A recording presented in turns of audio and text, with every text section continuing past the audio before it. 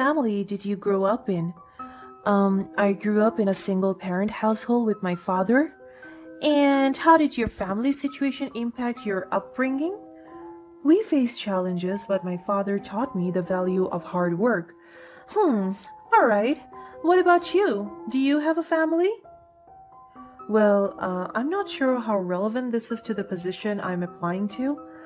I would appreciate it if you were more collaborative. Do you want this job or not? Well, I do have a child. I am a single mom myself, and I have resilience both personally and professionally. Tough for you. Don't individuals from background like yours lack the skills and connection to thrive in a competitive environment? Background shouldn't be a barrier to success. It instills determination.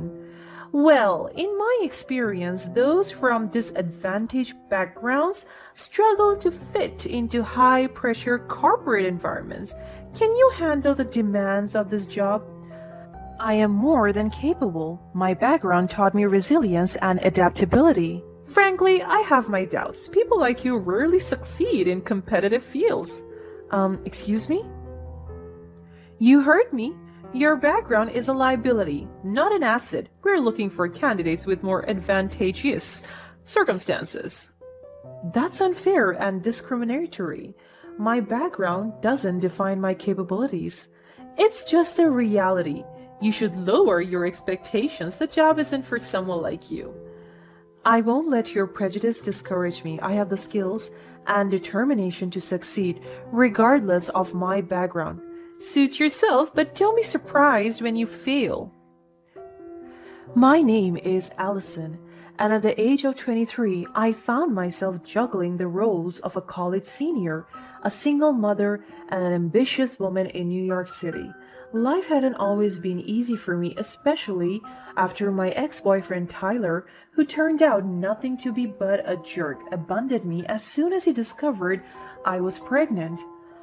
I fled to another city and went to college there.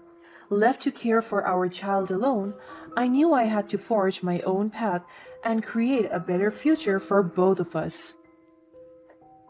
He had not talked to me for 2 years, but I'd figured I was better off without him. Growing up, I had always admired my father, a highly respected executive at a prestigious bank.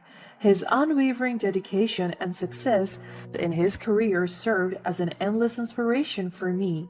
I yearned to follow his footsteps, prove my worth, and achieve similar accomplishments. As I was really close to graduating college, I became laser-focused on the goal of securing a job at my father's renowned bank. However, I was determined not to take the easy way out by relying on his influence. I wanted to prove myself based on my own merit and abilities. As I prepared to step into the world of corporate finance, I knew the road ahead would be challenging. But armed with a fierce determination, I marched into the bank with confidence.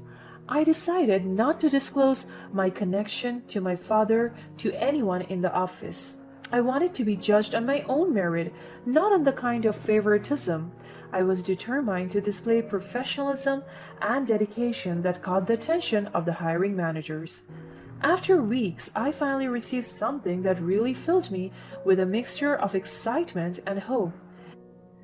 It was an invitation for a final job interview at my father's prestigious bank. The prospect of working at the same institution where my father had made his impact felt like an important validation of my hard work. On the day of the interview, I walked into the sleek office building with a sense of purpose.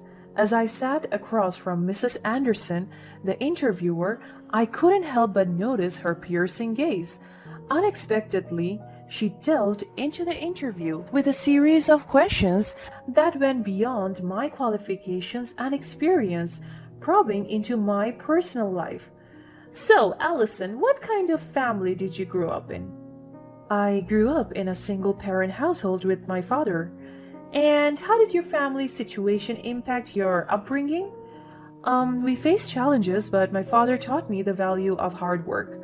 All right. What about you? Do you have a family? Despite feeling really uneasy about the intrusive nature of her questions, I wanted to answer respectfully. However, the turning point came when Mrs. Anderson didn't seem to notice my uneasiness and continued to direct the conversation in a way that bothered me deeply. Well, I'm not sure how relevant this is to the position I'm applying to. I'd appreciate it if you were more collaborative. Do you want this job or not? Well, I do have a child. I'm a single mom myself, and I have resilience both personally and professionally. Tough for you. Don't individuals from backgrounds like yours lack the skills and connections to thrive in a competitive environment? Background shouldn't be a barrier to success. It instills determination. Well, in my experience, those from disadvantaged backgrounds struggle to fit into high-pressure corporate environments. Can you handle the demands of this job? I am more than capable. My background taught me resilience and adaptability. Frankly, I have my doubts. People like you rarely succeed in competitive fields. Excuse me? You heard me. Your background is a liability, not an asset. We're looking for candidates with more advantageous circumstances. That's unfair and discriminatory. My background doesn't define my capabilities. It's the reality. You should lower your expectations. This job isn't for someone like you. I won't let your prejudice discourage me. I have the skills and determination to succeed regardless of my background. Suit yourself, but don't be surprised when you fail. Her words hit me like a punch to the gut. I fought to maintain my composure, not letting her see the depth of hurt and humiliation I felt. I understood that remaining professional and respectful was crucial at this point, even though her comment cut me deeply. I held my head high and kept my cool. It was then that a thought occurred to me. It was clear that Mrs. Anderson was not the designated interviewer for my final job assessment. The woman I talked to by email was really nice, and I'm sure Mrs. Anderson might just be a substitute for the day. Refusing to let her prejudice defeat me, I decided to take a bold risk. I requested to speak with Mrs. Anderson's boss. The unexpectedness of my request caught Mrs. Anderson off guard. At that moment, it became evident that I was not as naive and compliant as she had assumed. The tables had turned and the power dynamic shifted. She was forced to get up and call in somebody else. I was quite confused but more relieved than anything. At least now I would have a real chance. As I sat down with the more experienced HR specialist, I was no longer the timid interviewee I was before. I had found my voice and chose to assert myself. Calmly but firmly, I introduced myself again and convinced her to hire me. The HR specialist listened attentively, her demeanor reflecting both understanding and impression. I laid out my aspirations, my qualifications, and my desire to contribute to the bank's success. I went quite well, and I couldn't help but feel Mrs. Anderson would not let me into this company, judging from her toxic behaviors. As I left the interview room, doubts began to creep into my mind. Mrs. Anderson's remark lingered, planting seeds of uncertainty within me. I questioned whether I could truly achieve my dreams of success in an environment that harbored such terrible views. Was this the right place for me to build a career and create a better life for my child? How did my dad even succeed here? Is my future really that gloomy? I found myself filled with conflicting emotions, disappointment, anger, and a sense of betrayal. But deep down, there was still a sense of resilience. I took a moment to gather myself. I had come so far, defying expectations and proving my worth at every step. While Mrs. Anderson's comment had wounded me, it would not define me or my future. I refused to let her narrow-mindedness drag me down. A week later, my persistence and determination were rewarded when I received an email from the bank. I had been offered a job with great compensation. The joy that flooded my heart was immeasurable. I couldn't contain my excitement and took to social media to share the incredible milestone. Posting on both Facebook and Instagram, I celebrated the new chapter in my life with so much excitement. The support and encouragement from friends and family were so meaningful to me. The joy I felt was not just for myself, but for all those who had stood by me throughout my journey.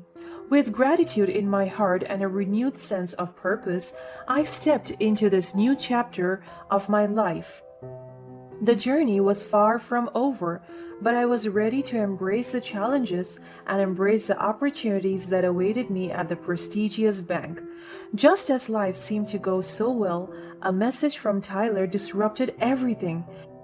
It had been years since we had any contact, and I certainly did not expect him to resurface now, crawling back into my life just like that. Hey Allison, it's been a while. I hope you're doing well. I've been thinking a lot lately, and I miss you. I want to be a part of our child's life. Can we talk and figure things out? The audacity of his words left me taken aback. How could he expect me to trust him after he had abandoned us when we needed him the most? The wounds he left behind ran deep, and I had built a life for myself and my child without him. Tyler, it's surprising to hear from you after all this time. Our child and I have been building a life without you. I can't simply welcome you back without proof of genuine change and commitment. I hope you understand. But instead of accepting my decision, Tyler's tone shifted and he lashed out, questioning my motives. Why won't you give me a chance? Is it because you have a good job now? Do you think you're too good for me? Don't forget, we have a history together. I promise I've changed. Please, reconsider. Tyler, it's not about my job or any sense of superiority. It's about the trust you shattered when you left us behind. You can't expect me to forget the past so easily. I need more than words. For now, it's best if you respect my decision and give us the space we need. Fine, if that's how you feel. But I promise I'll come to find you again. Our child deserves to have both parents in their lives. I won't give up on us. Tyler, please respect our boundaries and give us the space we need. The well-being of our child is my priority. Take care. His offensive remark pierced through me, reopening old wounds. I stood my ground, refusing to let his attempts at manipulation undermine the progress I had made. But deep down, I was devastated. In the aftermath of our encounter, a mixture of emotions swirled within me. Anger, disappointment, and vulnerability threatened to overshadow my recent triumphs. However, I refused to let Tyler's reappearance affect me. Finally, it came the time for me to go to my office. On the first day, something surprising caught my eye. I saw Tyler driving Mrs. Anderson to work. As they said goodbye, he called her Mom. It hit me all at once why Mrs. Anderson had been so mean to me. She was his mom. She must have hated me and blamed me for keeping the baby, thus making him move to another city. As if things were not bad enough in the office, I found myself working directly under Mrs. Anderson's authority. She continued to treat me with incredible meanness, but I was prepared for it. I made sure to gather evidence of Mrs. Anderson's inappropriate behaviors. I documented instances where she made discriminatory remarks and took unfair actions. Every day in the office was a challenge, dealing with Mrs. Anderson's attitude, but I stayed focused. I knew that gathering evidence was crucial to expose the truth and seek justice. Finally, with all the evidence I had, I decided to confront Mrs. Anderson directly. I asked her why she had been so mean to me, knowing deep down that it had everything to do with her son. I even told her that I was aware of their connection and how it influenced her treatment of me. In response, Mrs. Anderson was meaner than ever. "Oh, so you finally figured it out, did you? Yes, it's because of my son. I told him to leave you, and I stand by that decision. You were never good enough for him, and you certainly aren't deserving of a place in this prestigious bank. You thought you could just waltz in here pretending to be someone important? Well, let me tell you something, Allison. You will always be the girl who got knocked up and couldn't keep a man. You're pathetic." With trembling hands, I dialed my dad's number. I had previously warned him about this, and I knew he was just a few steps behind those walls, waiting to come in to help. Mrs. Anderson saw how quiet I was and she thought she was winning. She kept talking. Actually, at this point, she was practically screaming. You see, Allison, you will always be beneath me. Your aspirations, your dreams, they're all stupid and meaningless. You are nothing more than a burden to this company. I don't know why they even bothered hiring you. It's clear that you don't belong here and you never will. You're just a reminder of your own failures. As Mrs. Anderson's terrible tantrum reached its peak, my dad walked into the scene, witnessing her unprofessional behavior firsthand. The presence of my father, a highly respected executive at the company, shocked Mrs. Anderson. The room fell into an uncomfortable silence. Without hesitation, my dad took charge of the situation. Mrs. Anderson's employment was terminated almost immediately. The company recognized her misconduct and swiftly took action. She lost her job and her reputation. After that, Tyler once again reached out to me. He had the audacity to ask for money, attempting to shift blame and responsibility onto me for his mother's termination. It became painfully clear that he was nothing more than a mommy's boy, crawling back into my life for financial gain. At that moment, I saw through his manipulative tactics and rejected his request once and for all. I refused to let him exploit me. I recognized the importance of standing up for myself and protecting the well-being of my child. I blocked him out of our life forever and watched as he and his mother struggled to make ends meet. In the aftermath of these events, I held my head high, knowing that I had confronted injustice and fought for what was right. The sense of accomplishment and pursuit of a fulfilling career became my driving force. With resilience and determination, I left behind the toxicity of the past and embraced a brighter, more promising future.